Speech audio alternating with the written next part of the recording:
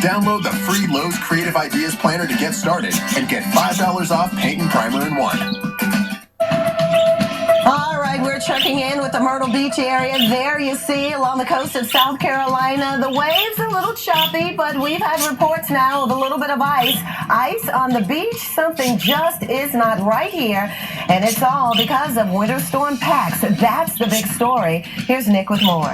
Things not right today, Viv. Our live crews are out, though. They're spread out across areas most impacted by Pax today. South Carolina seeing just a mix of everything. Rain at the southern tip of the state, then a progression as you move northward, freezing rain and sleet, and we're getting reports of several power lines down on roadways near Somerville.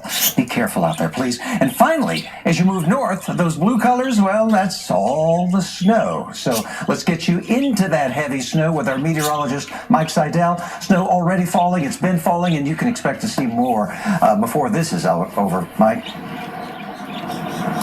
Yes, sir, Nick. Up here in the upstate, temperatures are cold all the way up through the column, so we're not dealing with freezing rain or sleet. Now, we may have some sleet later on today and tonight. We've got about an inch on the ground. This area doesn't get a whole lot of snow, typically about 5 inches a season. Some years they won't get any. This year, though, they had almost 2 inches yesterday and almost an inch now, a little over an inch today. So they're way ahead of the game for February, and we may end up as a top 5 or top 10 February daily snowfall. Here on Haywood Road, they have salted and they've sanded, so the road has kind of slushed up. We do have the daytime sunlight not getting through the clouds, so the radiation gets through and the sun angle is getting higher, so that's helping up the roadways. And the bottom line is, much like in Atlanta, the roads are barren today. There's very few cars out. There was no rush hour, and that's great. Everybody's just sitting tight. And fortunately, we have snow, not ice. And when you got snow, you have to plow and shovel it. But who wants to plow and shovel, right? Charlie Payne from Super Droid Robots. We had you on earlier. Got a lot of feedback on Twitter and Facebook. They want to see the robot do its thing here. Yeah, normally you'd be doing this indoors so you can stay warm, but that's right. You can do this from the front window and do your whole driveway. Look out the window and let's do it. Go to town. Well, look at this. Now, this is don't take me out. It must be worth it. Gotta have me one. Hey, Winter Storm Pax moving into the Northeast, and a lot of folks are going to be using probably the manual kind of shovel to do this, because look at kind of snow we're talking about here, particularly inland of the D.C. area, 12 to 18 inches in some areas, but 8 to 12 inches over a widespread area, and off toward the east where more rain and sleet can mix in, well, it's going to be more like 1 to 3 inches. So winter storm watches and warnings are up throughout the Northeast right now in anticipation of Pax's snow. We've got the colder air, of course. We've got areas of low pressure moving up and bringing in those warmer temperatures and a little bit of moisture. Enough, though, inland areas where we could see that heavy snow lighter out toward the coast. We'll continue to keep you updated as Pax is on the move. Well, if you live in the Atlanta area, you know this is a sight you never see. Interstate 75 empty, not a car on the road, and this is how transportation and emergency officials want it, to allow crews to treat those roadways, making them safe for travel again. Well, as we watch Winter Storm Pax and its developing implications across the South, we're bringing you expert analysis you cannot get anywhere else. All right, so we want to turn now to winter weather expert Tom Nizzle standing by there in the expert desk. And Tom, targeting the South right now, but I tell you, there's a lot more snow left from Pax even in the days to come. Oh, certainly. As we get up into the Northeast, this system really energizes and puts down a huge swath of snowfall from Washington, Baltimore, Philly, right up to New York City and Boston, especially inland. Along the coast, it's going to be more of a warmer event or wintry mix. But I'll tell you what, in the Southeast, it's still hammering away here. Now, you take a look at Atlanta. Look back to the Southwest here. There's an opening in the precipitation on our radar here, so it's going to become more scattered for a few hours this afternoon. Is that good news? Well, in some respects, it's probably going to be a little bit of drizzle coming down and temperatures below 32 degrees. Freezing drizzle will continue to accumulate on branches and power lines here, and that is my concern, that you're just going to continue to see these power outages continue to increase across the area because the trees will continue to become weighted down by additional icing. Now, as we get on into into the Carolinas here, you can see the main part of PAX right in here is really ramping up across South Carolina, going from rain on the coast to freezing rain, sleet, and snow all across one state here, and that's working its way up and toward Raleigh, where it's going to begin snowing soon. Charlotte is already snowing here, so a lot of this is transferring up across the coastal plain in here. Heavier snow back in through the mountains, guys. We take a look here. Winds gusting to 28 in Atlanta, 31 in Greenville here. This is what is going to compound the problems for any branches that have ice accumulations on them. They were going to be moving around within those winds. That produces additional loading on those branches, and we're going to see more power outages here, guys. So we'll keep you updated on this. The system is just ramping up in the southeast, and it's going to continue to produce a lot of impacts in the northeast through Friday. I'll send it back to you.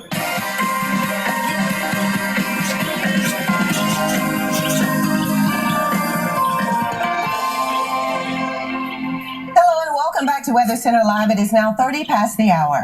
Winter Storm Pax has the South in an icy vice right now, and our team is out in the worst of it. Power outages are a real problem, and here are some of the latest numbers we're getting. In fact, the state of Georgia, more than 100,000 people without power, over 110,000 people without power. In South Carolina, 65,600. In North Carolina, no widespread outages have been reported just yet, but there you see in Louisiana, almost 50,000 people without power, all because of Winter Storm Pax. Now, at the area, here is the area at risk. It is still widespread, and we could see more outages throughout the day. So look at this, from central North Georgia all the way into the southeastern parts of Virginia, even with widespread icy conditions expected across this region. So we want you to keep it tuned to the Weather Channel as we'll continue to follow all of this moisture and the cold air that's coming together and creating all of these problems.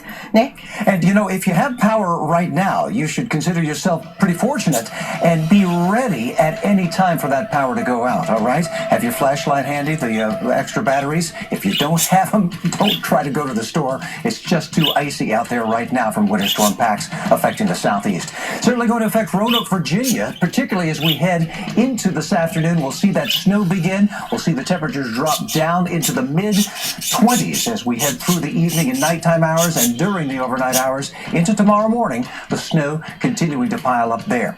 And it looks as if you're going to be in that area probably of 12 to 18 inches from Roanoke down through western Virginia, western North Carolina, and then into northern Georgia. We're probably going to get that 5 to 8 inches, lesser amounts southward, but some of that is going to be mixed in with that freezing rain. That's why we really want you to be aware of the possibility of falling trees and power outages as things really ice up. Temperatures staying below freezing here in Atlanta, up through Columbia and Charlotte. This is what we call the wedge, or what we call cold air damming. That's the meteorological term, as colder air is up against the mountains there of the Carolinas, and we'll continue to see the frozen type of precipitation in the form of freezing rain and even snowfall up there toward South Carolina and into North Carolina. Greenville to Charlotte, looking for more of the snowfall there. It's the freezing rain problem here from Atlanta to Augusta, up toward Columbia, South Carolina, where we've also seen some sleet mix in here of late. Then, here's the future radar. Notice what happens as we head on into this evening. Birmingham, you'll be into the snow. By the time we get into the nighttime hours, we'll probably see Atlanta begin to mix in more snow and less sleet and freezing rain. And then it should be tapering off as we head into tomorrow morning, but we'll still be dealing with the sleet, the snow, the rain here into the Carolinas all the way through much of tomorrow afternoon as we clear it off back toward areas of Alabama and into Georgia. So here's what we can anticipate as far as the snowfall is concerned. We mentioned Atlanta, not a whole lot of snowfall, maybe 1 to 3 inches. Northward, though, into the northern counties where we're going to find less sleet and freezing rain mixing in, 5 to 8 inches of snowfall. But you know what? We still could see plentiful power outages up there as well. By the way, these totals through Thursday morning before we see things taper off. That's what we're looking for in terms of snow, freezing rain, and sleet here across the South in the immediate future.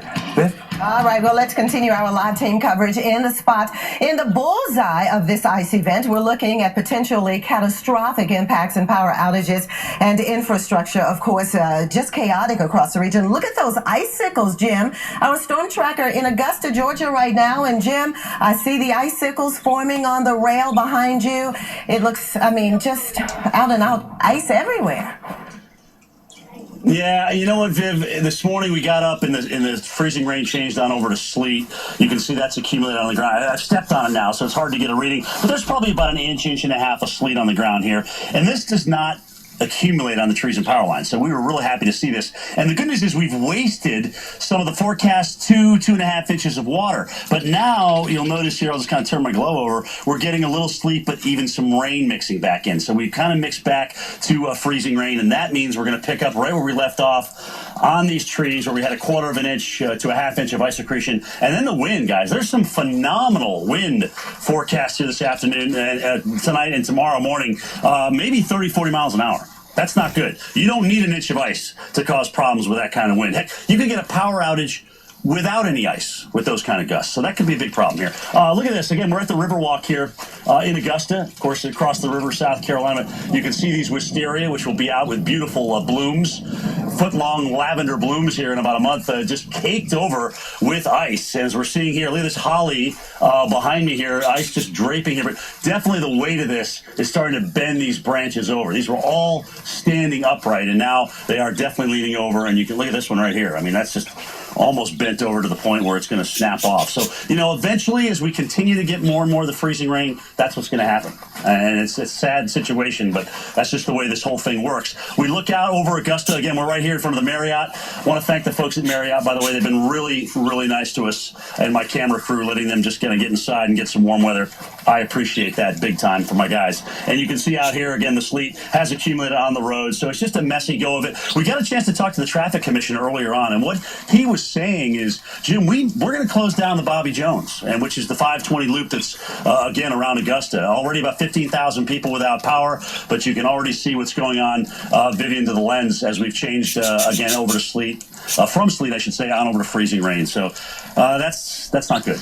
That's not good. We're going to see the power outages mount. Back to you. Absolutely, that's not good with that freezing rain. Thanks very much, Jim. Of course, we are here keeping you up to date. We saw all of the ice over the southeast, but where is PAX going after it leaves the southeast?